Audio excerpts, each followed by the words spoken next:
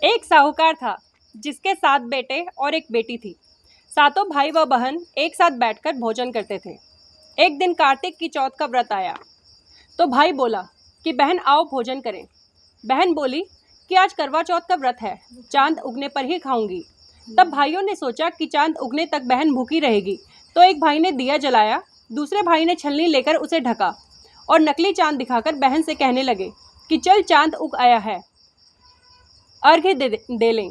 बहन अपनी भाभीियों से कहने लगी कि चलो अर्घ्य दें, तो भाभियां बोली तुम्हारा चांद उगा होगा, हमारा चांद तो रात को उगेगा। बहन ने जब अकेले ही अर्घ्य दे दिया और खाने लगी तो पहले ही ग्रास में बाल आ गया, दूसरे ग्रास में कंकड़ आया और तीसरा ग्रास मुंह की ओर किया तो उसके ससुराल से संदेशा आया कि उसका पति बहुत बीमार है, जल्दी भेजो।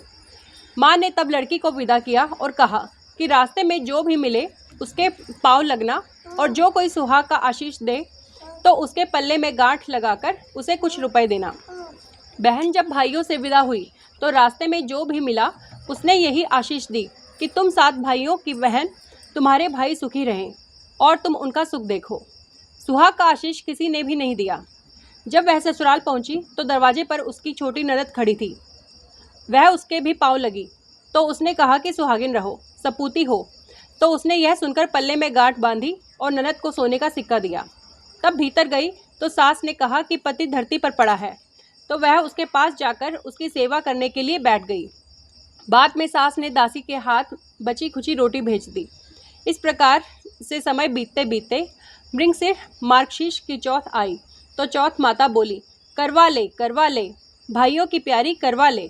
लेकिन जब उसे चौथ माता नहीं दिखलाई दी तो वह बोली हे माता, आपने मुझे उजाड़ा तो आप ही मेरा उद्धार करोगी, आपको मेरा सुहाग देना पड़ेगा।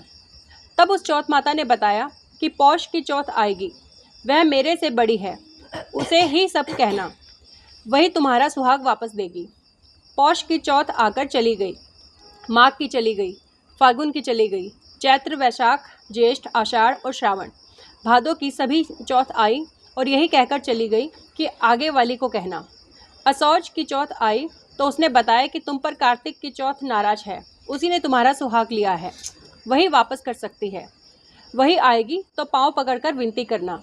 यह बताकर वह भी चली गई। जब कार्तिक की चौथ आई तो वह गुस्से से बोली भाइयों की प्यारी करवा ले, दिन में चांद उगानी करवा ले, व्रत खंडन करने वाली करवा ले, भूखी करवा ले।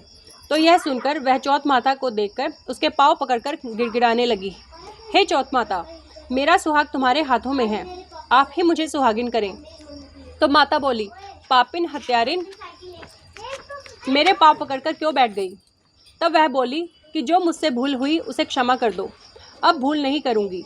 तो चौथ माता ने प्रसन्न होकर आंखों से काजल, नाखूनों में से मेहंदी और टीके में से रोली लेकर छोटी उंगली से उसके आदमी पर छींटा दिया तो वह उठकर बैठ गया और बोला कि आज मैं बहुत सोया। वह बोली क्या सोए, मुझे तो 12 महीने हो गए, अब जाकर चौथ माता ने मेरा सुहाग लौटाया। तब उसने कहा कि जल्दी से माता का पूजन करो। जब चौथ की कहानी सुनी, करवा का पूजन किया तो प्रसाद खाकर दोनों पति पत्नी चौपड़ खेलने बैठ गए। नीचे से दासी आई, उसने उन दोनों को चौपड़ पासे से खेलते देखा तो उसने सासू जी को जाकर बताया। तब से सारे गांव में यह बात प्रसिद्ध हो गई कि सब स्त्रियां चौथ का व्रत करें तो सुहाग अटल रहेगा। जिस तरह से साहूकार की बेटी का सुहाग दिया, उसी तरह से चौथ माता सबको सुहागिन रखें। यही करवा चौथ के उपवास की सनातन महिमा है। बोल सच्चे दरबार की जय। करवा चौथ मैया की जय।